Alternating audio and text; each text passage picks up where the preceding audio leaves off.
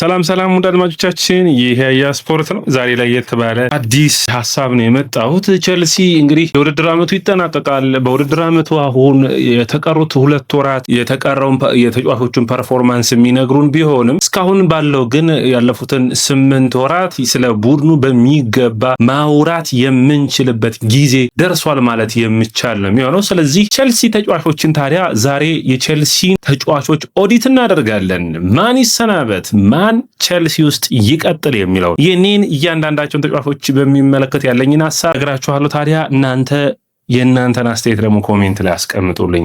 በእናንተ እይታ ቸልሲ ማንና ቆይቶ ማንን ያሰናብት የሚለው እንግዲህ አስቀምጡት። አንደኛው አሰልጣኙ ነው የሚሆነው። ስለ አሰልጣኙ ጉዳይ ከዚህ በፊት እንዳወራ ነው እንግዲህ በደረጃ ብንደረድራቸው አሰልጣኙ የአውሮፓ ቻምፒዮንስ ሊግ ተሳትፎን ማያሳካ ከሆነ በተቀረው የውድድር ዓመቱ ላይ የተሻለ አሰልጣኝን የሚያገኙ ከሆነ እንደ ዣቪ አሎንሶ፣ ሴስክ ፋብሪጋዝ አይነት አሰልጣኞችን የሚያገኙ ከሆነ ይህንን አሰልጣኝ መተካትም አንድ ውጤታማ የሚያደርግ ይሆናል ብዬ አስባለሁ። የተሻለ ሚናቸውን እያሳዩን ይገኛሉ። ነገር ግን ያ የሚሆንበት እድል ጠባብ ነው ብዬ አስባለሁ። ስለዚህ ስፖርቲንግ ዳይሬክተሮቹ ላይ ውሳኔ ሊተላለፍ ይጠበቃል። ታዲያ ቸልሲ ተከታታይ እንግዲህ ከረጅም ዓመታት በኋላ 4 ሽንፈቶችን አስተናግዷል። ከ4ቱ ሽንፈቶች እንዴት ይመለሳል የሚለው ለሊየም የምንተውለት ይሆናል። ተጫዋቾችን ከግብ ጠባቂ እንጀምር። እንግዲህ ሁለቱም ግብ ጠባቂዎች አንደኛው ሳንቼዝ ነው። ሳንቼዝ በውድድር ዓመቱ በጣም በተሻሻለ መንገድ ያየ ነው። ነገር ግን ከሊየም መምጣት ጀምሮ ደግሞ የአቋም መውረድ ያጋጠመው በቪላና በፒኤስጂ ጨዋታ ላይ ሳንቼዝ ቋሚ ግብ ጠባቂ ሆኖ አልተሰለፈም። ታዲያ ስለ ሳንቼዝ ስናነሳ የኤምሬትስ የኦልትራፎርድ ስህተቶቹ የሚረሱ አልነበሩም። በጥሩ ብቃት እንደምናደንቀው ሁሉ ደከም ያለባቸው ጨዋታዎች ነበሩ። ነገር ግን ኳሶችን በማቆም እንዲሁም ደግሞ በረጃጅም ኳሶቹ፣ በቦል ዲስትሪቢዩሽኑ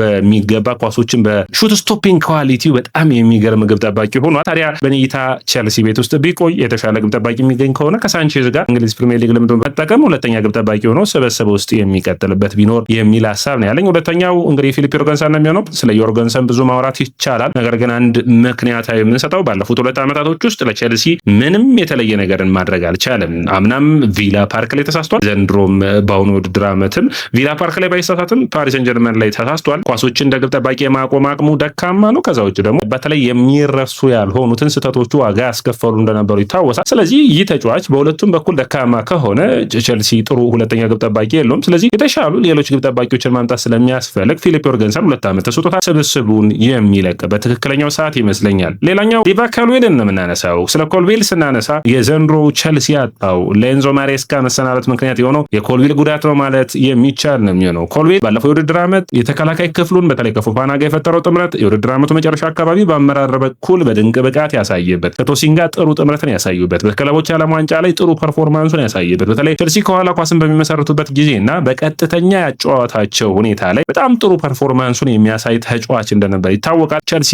የሊቫ ካልዌልን ዘንድሮ ናፍቆታል ማለት የሚቻል ነው የሚሆነው። አስደናቂ የመከላከል ቅርጽ፣ የቆመ ኳስ መከላከል፣ የቆመ ኳስ የማጥቃት እንዲሁም ደግሞ በፓሶቹ ረገድ ቸልሲን የሚያግዝ ነው የሚሆነው። ለሊየም ደግሞ የተመቻቸ ተጫዋች ይሆናል ብዬ አስባለሁ። ስለዚህ ቀጣዩ የቸልሲ ጣፈንታ የቸልሲ አዲስ ኮንትራት ከሚያስፈርማቸው ተጫዋቾች ውስጥ አንዱ ነው። ስለዚህ ቢቆይ የሚል ሀሳብ ነው ያለኝ። ሌላኛው ከተከላካይ የምናነሳው ቻሎባህን ነው።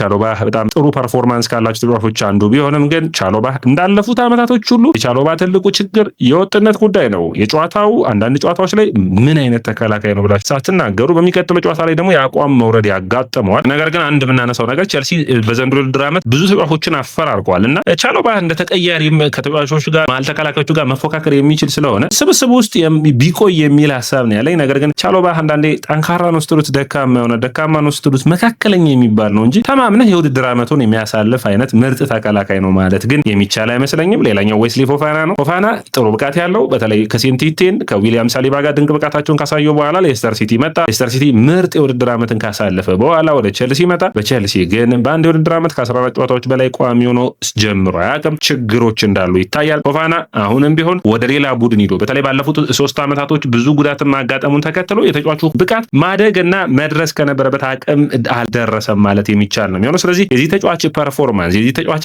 አቅምን በሚመለከት ቸልሲ ውሳኔዎች የሚያስፈልጉት ይሆናል። ታዲያ ይህ ተጫዋች ልምድ ለማግኘት እንዲሁም ደግሞ የተሻለ በቀጥታ ተፎካካሪ ሆኖ መጫወት የሚችልበትም በዘንድሮ ውድድር ዓመት ያየነው ደግሞ የኒውካስትሉ ጨዋታ ላይ አሁን ለምሳሌ አንቶኒ ጎርደን ያለፈበት መንገድ በጣም ስህተት የነበረ እንደምታስታውሱት በውድድር ዓመቱ ላይ ወጣ ገባ የሚል ፐርፎርማንስ ካርዶችን የሚያይበት መንገድ መታሰብ ይጠበቅበታል። ምንም እንኳን 24 ዓመቱና 5 ዓመቱ ላይ ቢገኝም የተጫዋች አሁንም 21 ዓመቱ ላይ ያለ ይመስላል። ልምዱን ማካበት አልቻለም። በእንግሊዝ ፕሪሚየር ሊግ የአካል ብቃቱንም መቆጣጠር አልቻለም። ስለዚህ ቸልሲ በኔ እይታ ይህንን ተጫዋችም ማሰናበት የሚጠበቅበት ይሆናል። የተሻለ ዋጋ የሚያገኝበት ይሆናል ብዬ አስባለሁ። ሌላኛው መመዱ ሳር ነው። ስብስብ ውስጥ ቢቆይ ከተቻለ በውሰት ያለበለዚያ ደግሞ ስብስብ ውስጥ የሆነ ያክል ጊዜ የመቆየት አቅሙንና ቡድኑ ውስጥ መፈተን ያለበት ይሆናል። ሌላኛው ቶሲን አድራቢያው ነው። ስለ ቶሲን ብዙ ነገር ማውራት ይቻላል። ነገር ግን ዘንድሮ ቶሲን ያረጋገጠልን ይህ ተጫዋች ከቸልሲ ስታንዳርድ ዝቅ ያለ ብቃት ነው ያለው። ስለዚህ አንከል ቶሲን ቡድኑን በሚገባ ቢያገዝም ከስብስቡ መሰናበት ከሚጠበቅባቸው ተከላካዮች ውስጥ አንዱ ነው። ሌላኛው ባዲያሺል ነው። ባዲያሺል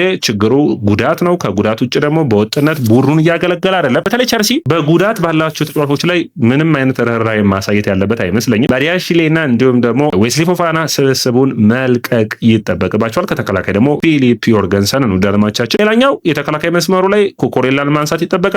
ስለ ኮኮሬላ ማውራት የሚቻለውን ያክል ብናወራ ምርጥ ከሚባሉ የግራ ተመላላሾች ውስጥ አንዱ ነው። ከሊያም መምጣት በኋላ ተቸግሯል። ወጥነት ቡድኑን እያገለገለ የሚቀጥል ይሆናል ብዬ አስባለሁ።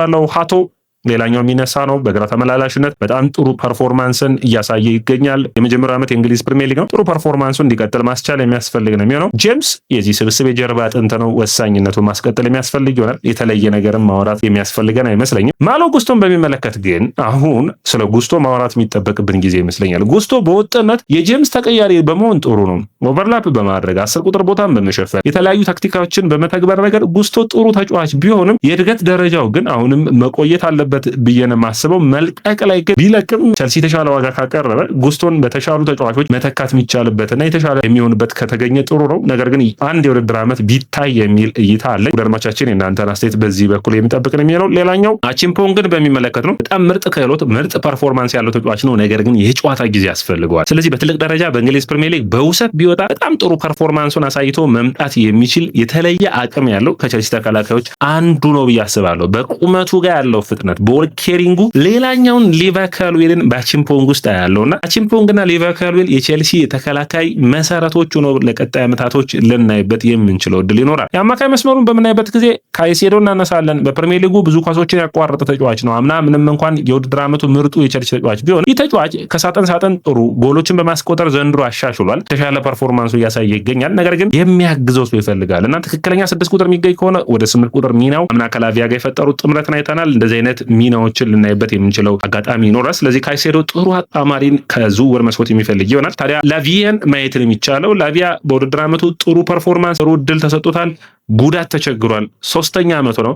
ስለዚህ በኔ እይታ ላቪያ ስብስቡን መልቀቅ ያለበት ይመስለኛል። ይህንን ተጫዋች በሌላ ተጫዋች ለመተካት ቸልሲዎች ማሰብ የሚጠበቅባቸው ይመስለኛል። ሌላኛው ኤንዞ ፈርናንዴዝ ነው። ኤንዞ ፈርናንዴዝ ቸልሲ የተከፈለው ሙሉ መስዋዕትነት ከፍሎ ስብስብ ውስጥ ማቆየት የሚጠበቅበት ይሆናል። ኤንዞና ካይሴዶን የሚያግዝ ትክክለኛ አማካይ መስመር ተጫዋችን ማስፈረም የሚችሉ ከሆነ ላቪያን በሚገባ መተካት ይችላሉ። አዳም ዋርተን አንዱ ሊሆን ይችላል። ነገር ግን ከና አዳም ዋርተን ሁሉ በተሻለ ኤሊት አንደርሰን አንዱ ተመራጭ ተጫዋቹ ነው። ቸልሲ በሚገባ ማገዝ የሚችል ነው። ሌላኛው አንድሬ ሳንቶስ ጥሩ ፐርፎርማንስ ያለው ተጫዋች ነው። ስብስቡን በሚገባ ማገዝ የሚችል ነው። ለሚቀጥለው የውድድር ዓመት ደግሞ የተሻለ ፐርፎርማንሱን የምናየው ይሆናል። እንደ ዳሪዮ ሱጎ ግን በጉዳት እየተቸገረ ስለሆነ ይህ ተጫዋች በውሰት ተለቆ ጥሩ ፐርፎርማንሱን አሳይቶ እንዲመለስ ከቸልሲ በኩል የሚጠበቅ ይሆናል ብዬ አስባለሁ። ፓልመርን በሚመለከት ያለፉት 18 ወራት በጣም የተቸገረባቸው ናቸው። በማውሪዚዮ ፖቼቲኖ በኩል የታየው ድንቅ ብቃቱን እያየን አይደለንም። ስለዚህ ፓልመር ስብስብ ውስጥ መቀጠል አለበት። ነገር ግን የተሻለ ብቃቱን እንዲያወጣ ማገዝ የሚያስፈልግ ነው የሚሆነው። አሊያንድር ጋርናቾ ቸልሲ ስህተቶችን በዝውውር ውስጥ ከሰራው አንዱ በአሊያንድር ጋርናቾ ላይ ነው።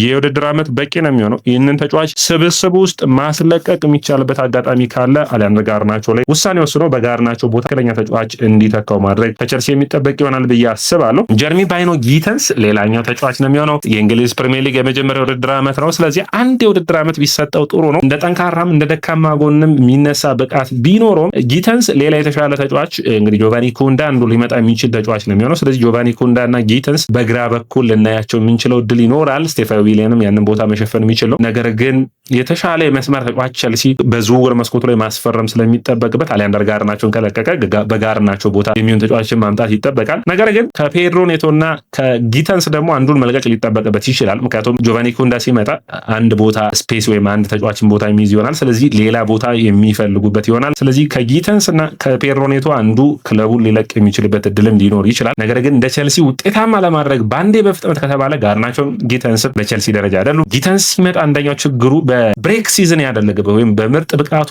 ዶርትመንድ ቤት እንኳን አላየንም እና ይሄ ትንሽ አስቸጋሪ ውሳኔ የሚሆን ነበር። ነገር ግን ውሳኔያቸውን አሳልፈው በጥሩ ብቃት ያነሱት እንደሆነ የሚታወስ ነው። ሌላኛው ስቴፋን ዊሊያን ነው። ስቴፋን ዊሊያን በጣም አስደናቂ ጥሩ ፐርፎርማንስ ያለው በቸልሲ ቀጣዩ ጣፈንታ ቀጣዩ ተስፈኛ ነው። ስለዚህ ይህንን ተጫዋች በሚገባ መውሰድ ያስፈልጋል። ስቴፋን ዊሊያን እና ጆቫኒ ኮንዳ የቸልሲን ቀይ መስመር የሚመሩት ለሚቀጥሉት ዓመታቶች ይሆናሉ ተብሎ ይጠበቃል። ነገር ግን እዚህ ጋር ልምድ ያለው ፔድሮ ኔቶ አለ። ለፔድሮ ኔቶ ትክክለኛው ገንዘብ ከቀረበለት ቸልሲ አሁን እዚህ ጋር ፔድሮ ኔቶ፣ ባይኖ ጊተንስ፣ ጋርናቾን ስታዩ ጥሩ ገንዘብ ከቀረበ ምንም እንኳን ከነዚህ ውስጥ ልምድ ያለው ፔድሮ ኔቶ ቢሆንም ብዙ ዓመትም ቸልሲን የቆየ ቢሆንም የተሻለውን ተጫዋች አቆይቶ የመልቀቅ ሂደቶችን ውሳኔዎች ላይ የሚያስፈልግ ይሆናል። 50-60 ሚሊዮን ፓውንድ ቸልሲ የሚያገኝ ከሆነ ኔቶን ለቆ የተሻለ ተጫዋችን የሚያመጣ ከሆነ ቡድኑን የሚያግዝ ይሆናል ብዬ አስባለሁ። በተለይ ደግሞ በግራ መስመር የሚጫወት ተጫዋችን ማምጣት የሚችሉ ከሆነ ለውጥ ማምጣት የሚችል ኔቶ እንግዲህ በውድድር ዓመቱ ላይ 10 ጎልና 6 አሲስት አለው። በሁሉም ውድድሮች በእንግሊዝ ፕሪሚየር ሊግ 5 ጎልና 4 አሲስት አሉት። ያምነው አይነት ፐርፎርማንስ ነው። ልምድ እንዳለው ብቃት እንዳለው የተለየ ሁኔታ ጨዋታዎችን ሲለውጥ አላየነውም። ይህ ትልቁ አስቸጋሪው ነጥብ ነው። በኔቶ በኩል ማደግ የሚችልበትና የቸልሲ ምርጥ ተጫዋች መሆን የሚችልበትን ፐርፎርማንስ እያሳየ አይደለም። የቸልሲ የማጥቃት ክፍል ጃኦ ፔድሮና ሊያም ዴላፕ፣ ማርክ ጉዩ አሉ። ከነሱ ተጫዋቾች መካከል ግን ማርክ ጉዩ በውሰት መልቀቅ ያለበት ነው የሚሆነው። ሊያም ዴላፕና ጃኦ ፔድሮ። ዴላፕ ምንም ጥያቄ የለውም። አንድ የፕሪሚየር ሊግ ጎል ላይ ያለው አንድ የውድድር ዓመት ያስፈልገዋል ወይ? እንግዲህ ያንን የሚያስፈልገው ከሆነ ሶስተኛ አጥቂ የሚያመጣ ከሆነ ሜጋ ወይም ደግሞ የተሻለ አጥቂ ቸልሲዎች የሚያመጡ ከሆነ እዚህ ጋር ቡድኑ ውስጥ መለወጥ የሚጠበቅባቸው ይሆናል። አሁን እንግዲህ በዝውውር ሂደቱ ላይ ቸልሲ አጥቂ፣ አማካኝና ተከላካይን ይፈልጋል። እነዚህ ስብስብ ውስጥ የሚለቁ ተጫዋቾች ካሉ ማለት ነው ሶስተኛ አጥቂ ሆነው ቡድኑ ውስጥ የሚቆይ ከሆነ ጥሩ አማራጭ ይሆናል ብዬ አስባለሁ። ነገር ግን ጃኦ ፔድሮ በርቀት በጣም ጥሩ ብቃት ነው የሚገኘው። በሁሉም ውድድሮች 18 ጎሎችን አስቆጥሯል። በጣም ጥሩ ፐርፎርማንስ ላይ ይገኛል። በእንግሊዝ ፕሪሚየር ሊግ 14 ጎሎች ላይ ይገኛሉ። 6 አሲስቶችን አድርጓል። በወጥነት የሚቀጥል ይሆናል። ሜጋ መምጣቱ የማይቀር ነው የሚሆነው። ትንሽ ቸልሲዎች ማሰብ የሚጠበቅባቸው ይሆናል። ስለዚህ በአጠቃላይ በኔ እይታ ከፔድሮ ኔቶና ከባይኖ ጊተንስ አንዱ ክለቡን መልቀቅ ይጠበቅበታል ብዬ አስባለሁ። ሊያም ዴላፕ በክረምቱ መልቀቅ ከሚጠበቅባቸው ተጫዋቾች ውስጥ አንዱ ነው። አሊያንደር ጋርናቾ አራተኛው ተጫዋች ነው የሚሆነው። እንግዲህ እነዚህ ሁሉ ይለቃሉ ማለት ግን ላይሆን ይችላል። ላቪያ አምስተኛው ተጫዋች ነው በኔ እይታ። ከዛ ውጭ ባዲያሽልና ቶሲን 6ኛና 7ኛ ተጫዋቾች ይሆናሉ። የስፖፋና 8ኛ፣ ፊሊፕ ዮርገንሰን 9ኛ። እነዚህ ስኳዱን በማስፋት ብቻ ስብስቡን እየጠቀሙ ያሉ ናቸው። ቸልሲ ቀጥታ ለእንግሊዝ ፕሪሚየር ሊግ ዋንጫ ለመፎካከር 5-6 ተጫዋቾች ያስፈልጉታል። 2 ተከላካይ፣ 1 አማካኝ፣ 1 የመስመር ተጫዋች፣ 1 አጥቂ ያስፈልገዋል ብዬ አስባለሁ። ወደ አድማጮቻችን የእናንተን እይታ ፈልጋለሁ። የቸልሲን እስካሁን ድረስ የውድድር ዓመቱ ተጫዋቾቹን እስኪ ኦዲት አድርጓቸው፣ እንዴት ታያቸዋላችሁ? እናንተን አስተያየትና ኮሜንት የሚጠብቅ ነው የሚሆነው። ወደ አድማጮቻችን ይህ ያያ ስፖርት ነው። ያያ ስፖርትን ላይክ፣ ሼር፣ ኮሜንት፣ ሰብስክራይብ ማድረጋችሁን አትርሱ።